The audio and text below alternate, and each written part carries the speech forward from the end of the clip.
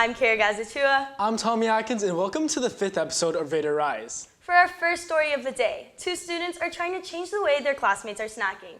Brad Podvin and Jaden Vigor decided to implement new vending machine on campus, and along with that, healthier inventory. Instead of chips and candy for a quick snack, there are now healthier options for students to choose from, like baked crackers, granola bars, trail mix, and popcorn. By offering nutritious options, students are introduced to healthier habits and a community brought to them by their classmates. Pumping forward, students came together this week for the annual Fall Blood Drive, hosted in partnership with One Blood. Students lined up in the gym to donate pints of blood, each with the potential to save up to 3 lives. Organizers say the turnout was one of the strongest yet, reflecting the Gulliver community's commitment to giving back. From first-time donors to returning participants, the event showcased service, compassion, and school spirit in action. Shifting focus, recently students from international politics, government honors, and Japanese classes have come together to collaborate on a project. The Japan Military Base Treaty event teaches the art of negotiation and collaboration. From engaging in the structured debates to finalizing the treaty, this experience allowed students to develop diplomatic skills and have a better understanding of culture. In addition to this collaboration, students visiting from Japan are also taking part in this event. Also, during their stay in Miami, they are touring Gulliver and experiencing what a typical day is like for our Gulliver students by joining different classes and activities. The visiting students will return to Japan at the end of next week after completing their time here at Gulliver. This week, the HIP board gathered to share ideas, updates, and upcoming plans that will shape our Gulliver community. Members discussed new ideas, upcoming events, and ways to keep students connected and involved. The meeting was filled with collaboration, creativity, and excitement for what's ahead for the HIP program.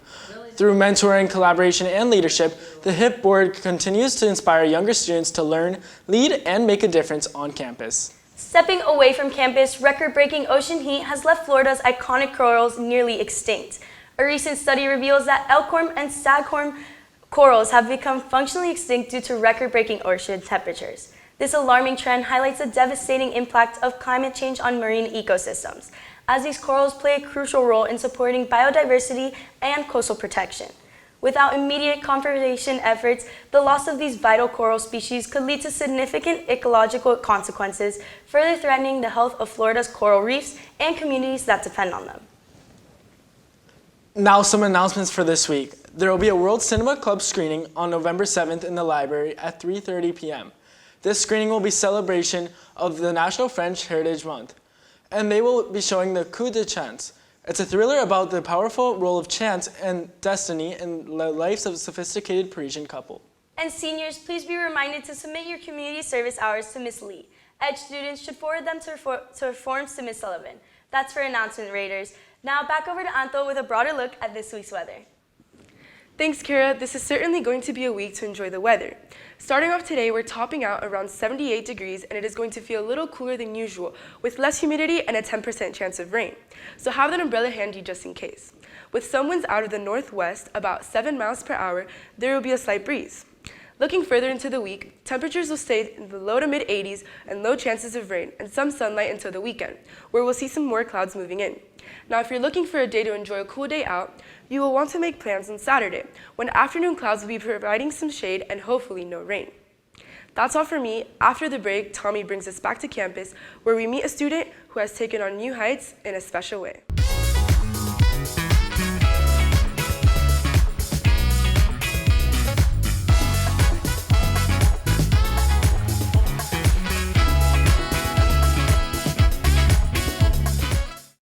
Taking us to new heights, a Gulliver freshman overcomes injuries and takes on a new challenge. That's right, Tommy. And Hendrix Milstein takes us through her struggles and how she overcame them.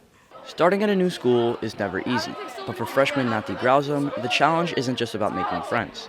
It's about bouncing back from injury, chasing new heights, and proving herself right. Going into a new school, I kind of want to keep my mentality of working hard and never giving up, and my goals that I've set myself in my old school and bring them here to Gulliver and raise them, because now that I'm in a new school and I'm the only pole vaulter, I feel like there's a little bit of expectations. Before pole vaulting, Nati was a gymnast. For years, her life revolved around flips, balance beams, and competitions. Gymnastics defined her childhood until one injury changed everything.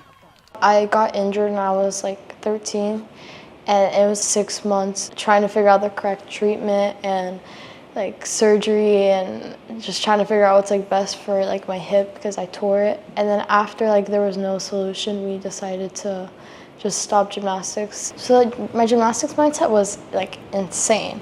Only gymnastics, that's all I could think about. Like every single day I would think about what can I do to improve. And this level of determination allowed her to find a new purpose. It transfers over to like my mentality, so it just makes me like a better pole vaulter. Oh yeah, Natty. She seems to have that already, which is something that I can't coach. Like I cannot teach you to be individually driven like that. And so if you put that alongside good coaching and alongside good preparation together, then there's nothing she can't do. For her dad, the journey has not just been about the medals, but it's about watching his daughter find joy again. I think pole vaulting, brought back a little bit of the, competitive spark in her because she wanted to still be able to compete. And pole vaulting allowed her to keep that competitive nature that she has and to give her something to work towards. We're super proud of her. I mean, it was amazing what she was able to accomplish already. And we were also very happy that she found something she was passionate about. And for Nati, this newfound passion has reminded her that there's nothing she can't accomplish. Because I found pole vaulting, it's like so rare that like I found like more value to it. It just motivates me to like work harder and just to try my best. From being sidelined due to injury to now soaring above the bar, Nati's story shows determination truly does pay off.